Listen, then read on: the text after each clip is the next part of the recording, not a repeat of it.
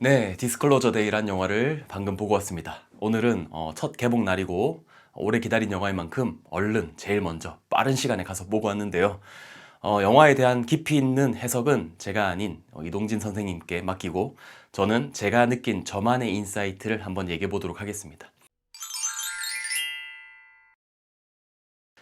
스폰 없고요. 전체적인 맥락은 외계인이라는 존재가 오래전부터 지구에 와 있고 그걸 이용하고 있었다는 사실을 숨기던 어떤 집단에서 폭로하겠다라고 나오는 또 다른 집단과의 의견 대립 그리고 싸움에 대한 그런 내용이었습니다. 저는 어릴 때 크리스찬이었고 지금은 무신론자인데요. 그러다 보니까 성경적인 부분의 이해가 약간은 있는 편인데요. 그래서 이 영화를 보는 내내 어떠한 캐릭터 한 명이 떠올랐습니다. 그건 바로 성경에서 등장하는 세례 요한입니다. 세례 요한의 캐릭터는 예수님이 오시기 전 미리 와서 그의 길을 미리 닦고 더 매끄럽게 메시아의 일이 수행될 수 있도록 미리 판을 깔아놓는 역할을 한다고 적혀 있습니다. 저는 그래서 어떻게 보면 스티븐 스필버그가 이 세례 요한의 역할을 자처한 것이 아닌가라는 재미난 상상을 해봤습니다. 저희보다 스티븐 스필버그가 얼마나 많은 유출된 폭로된 자료를 가지고 있는지 저희는 알 수 없겠지만 아마도 제가 생각하기엔 어차피 일어날 수밖에 없는 일일 거예요. 왜냐하면 기술이 너무 많이 발달했고 정보를 통제하는 것이 사실상 거의 불가능한 시대를 살고 있죠. 그러다 보니까 아마도 어떤 식으로든 간에 많은 정보와 자료들이 곧 폭로될 수밖에 없는 시점이 있을 거고 그 시점에 우리가 너무 충격받지 않도록 또 종교계에서도 그것을 너무 부정적으로 해석하지 않도록 어떤 이 영화를 통해서 조금 완충작용을 하려고 한 것이 아닐까라는 의도가 조금 느껴졌습니다.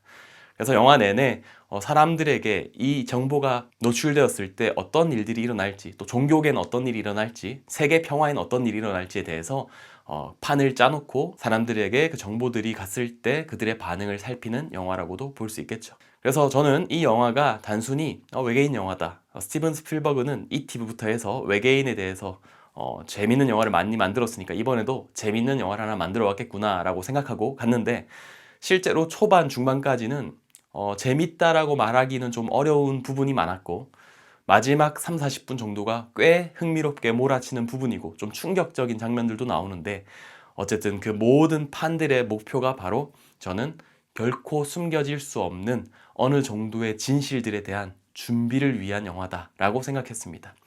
물론 지금 이 영화에서처럼 이 지구에 이미 외계인들이 침투를 해서 우리가 그것들도 모른 채 살아가고 있다까지 해석하기에는 좀 어렵겠지만 예를 들어 요즘에 과학계를 보면 다른 행성에서 유기물의 흔적을 발견해서 아마도 생명체가 지금은 없더라도 있었을 확률이 거의 확실하다라는 식의 증거가 나오고 있죠.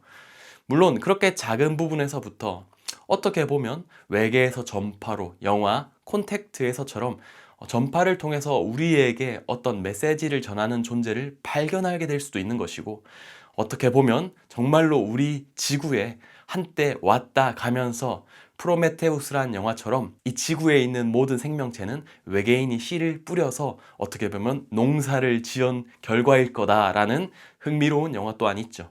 저도 그 어떤 수위가 진실일진 알 수 없어요. 누구도 알 수 없겠죠.